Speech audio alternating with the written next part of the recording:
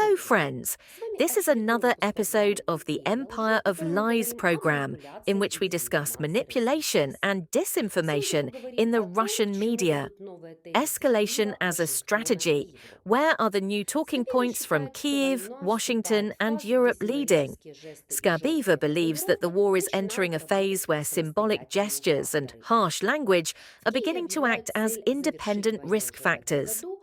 Kyiv has declared a goal of ending the war this year, while simultaneously calling for the confiscation of frozen Russian assets and the expansion of sanctions. The same logic applies to the promise to leave no safe haven in Russia, that is, to shift strikes deeper into enemy territory. In Washington, amid the president's meetings with the military establishment, the discussion about long-range weapons for Ukraine and permitted targets is intensifying. In Europe, there is an acceleration of the military-industrial complex, talk of reformatting NATO doctrines, and even a resurgence of long-forgotten nuclear debates. All these lines, converging, draw not the contours of peace, but a roadmap to a major, protracted, and extremely costly war. Kyiv is setting a course for maximum force. The Ukrainian foreign minister's statement about his intention to end the war by the end of the year is accompanied by a set of hard pressure tools: confiscation of Russian assets, new sanctions packages, and an expanded range of strikes. This is politically understandable. After 3 years of trench warfare, any government seeks to offer society a prospect of a result.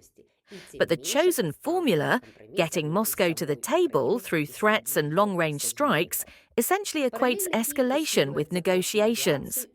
It's a risky trade-off. The higher the stakes of force, the higher the price of entry into peace agreements, and the less room for compromise within Ukraine itself and among its allies.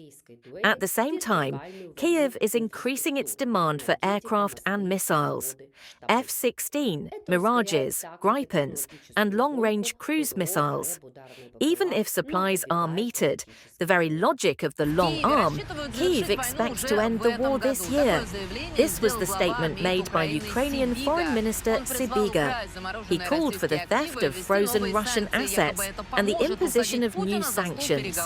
This is supposedly intended to bring Putin to the negotiating table. Kyiv itself clearly doesn't want peace.